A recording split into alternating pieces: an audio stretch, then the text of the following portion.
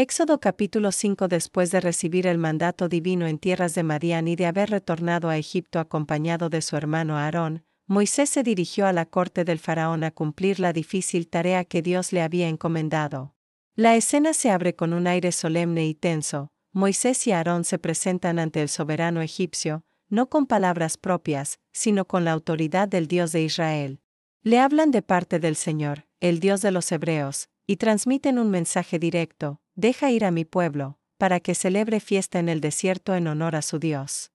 Se trata de una orden breve y precisa, que no pide más que un permiso para ir a ofrecer culto en libertad. Sin embargo, este pedido encierra un trasfondo mucho más profundo: la dignidad de un pueblo reducido a carga y servidumbre.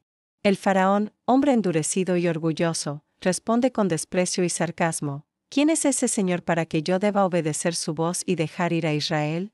No conozco a ese Dios y no permitiré que Israel salga. Con estas palabras, pone de manifiesto no solo su desconocimiento del Dios de los hebreos, sino también el conflicto central del relato: la confrontación entre el poder absoluto de un monarca terrenal y la soberanía del Dios verdadero. Moisés y Aarón insisten. Explican que el Dios de los hebreos se ha revelado a ellos y les ha pedido que realicen una peregrinación de 3 días en el desierto para ofrecer sacrificios. Añaden, además, que si no obedecen ese mandato podrían recaer sobre el pueblo plagas o castigos.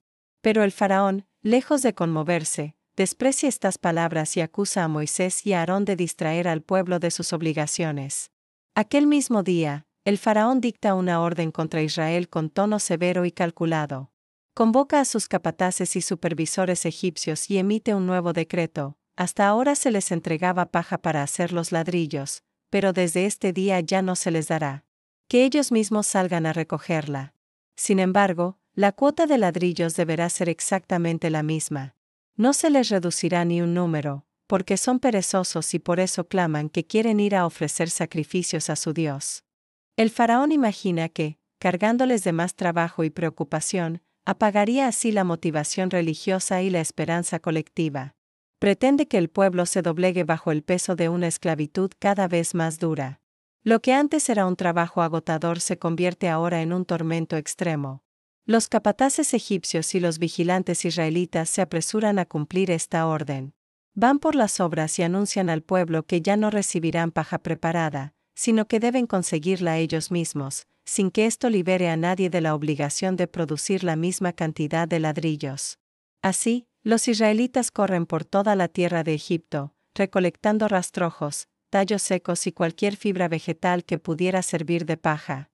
Cada jornada se vuelve una carrera desesperada: buscar material, acarrearlo y moldear los ladrillos, mientras sigue en pie la amenaza del castigo. Los capataces no muestran piedad y azotan a los supervisores israelitas, quienes eran responsables de garantizar la producción exigida. Un día, estos supervisores se presentan delante del faraón y, con angustia, le reclaman: ¿por qué tratas así a tus siervos? No se nos da paja, y aún así se nos exige que cumplamos la misma tarea que antes. Nuestros cuerpos sufren, somos golpeados, y todo esto por una injusticia impuesta por tu pueblo. Pero la respuesta del faraón es cruel y tajante: los acusa de pereza y reafirma su orden. Les repite: son holgazanes, y por eso dicen que quieren ir a ofrecer sacrificios al Señor. Ahora vayan a trabajar, pues no les darán paja, pero deben entregar la misma producción. No hay clemencia en sus palabras, solo desprecio y dureza. Los supervisores de los hijos de Israel comprenden entonces que la situación ha empeorado sin remedio. Sienten sobre sus hombros el peso de un imposible: ¿cómo exigir a sus hermanos que cumplan una tarea inhumana? Al salir de la presencia del faraón, se topan con Moisés y Aarón, que los estaban esperando en el camino. Afligidos y con el corazón lleno de amargura, los reprenden: que el Señor los juzgue a ustedes, porque nos han hecho odiosos ante los ojos del faraón y de sus siervos. Han puesto en sus manos una espada para que nos maten. De pronto, los mensajeros de liberación son vistos como causa de mayores desgracias. El anhelo de libertad se transforma en angustia y desesperanza. Moisés, dolido y confundido, eleva entonces su clamor al Señor.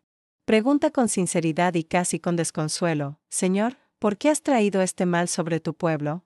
¿Para qué me has enviado? Desde que fui a hablar con el faraón en tu nombre, solo ha hecho más daño a este pueblo, y tú no has rescatado a tu gente.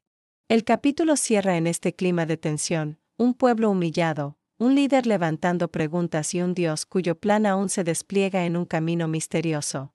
Reflexión sobre el capítulo.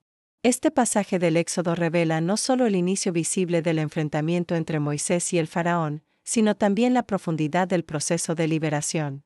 La libertad del pueblo de Israel no se alcanza de manera inmediata ni sin sufrimiento.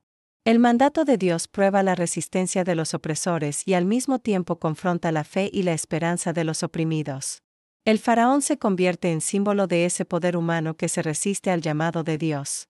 Su actitud no es simplemente la de un gobernante obstinado, sino la encarnación de la soberbia que niega toda autoridad más alta que la suya. Para él, las súplicas religiosas son excusas de flojera, no concibe que haya un Dios que esté por encima de su trono. En este sentido, representa todas aquellas estructuras de poder que convierten la vida en esclavitud y que desprecian la dimensión espiritual y digna del ser humano. Por otra parte, el pueblo de Israel se muestra en su fragilidad y contradicción. La carga aumenta, la opresión se recrudece y comienza la sensación de hastío. Los mismos hermanos reclaman contra Moisés y Aarón, culpándolos de haber empeorado las cosas. Esto refleja la lucha interior de todo ser humano que busca liberación. Muchas veces los pasos hacia la libertad traen consigo pruebas más intensas, y la tentación de la queja aparece antes que la confianza plena. Moisés, figura central, revela aquí su humanidad. La misión confiada por Dios no lo hace inmune al desaliento. Al contrario, el propio libertador experimenta dudas y preguntas. Clama a Dios con franqueza, expresando la frustración de no ver cumplida la promesa. Este rasgo lo acerca al creyente de todas las épocas. La fe no se vive sin interrogantes, y el camino de obediencia no está exento de momentos en que pareciera que Dios guarda silencio. El mensaje profundo de este capítulo es que la obra de Dios no siempre se manifiesta en triunfos inmediatos. Dios escucha, atiende y actúa, pero lo hace en tiempos y modos que superan la ansiedad humana. La opresión se intensifica justo antes de que la liberación se anuncie con mayor poder. La fidelidad divina exige paciencia y confianza, incluso cuando las circunstancias parecen empeorar. En una clave espiritual más amplia, el endurecimiento del faraón y el aumento del trabajo representan las cadenas del pecado que oprimen al ser humano. Cuando el llamado de Dios irrumpe en la vida, surge una resistencia interna o externa que busca mantener a la persona en esclavitud. Solo la perseverancia y la confianza en el Señor permiten experimentar la verdadera libertad. El pueblo oprimido, Moisés en su desaliento y el poder obstinado del faraón son figuras que se entrelazan como imágenes de la vida espiritual. Este capítulo deja así una enseñanza de esperanza, aunque los primeros pasos hacia la redención puedan ser los más arduos y parezcan agravar la situación, Dios permanece fiel y no abandona su plan de salvación. Si te ha gustado el contenido, suscríbete, es gratis y haz clic en el pulgar hacia arriba. Comparte este video con tus amistades y contactos, me ayudas a crecer. Muchas gracias.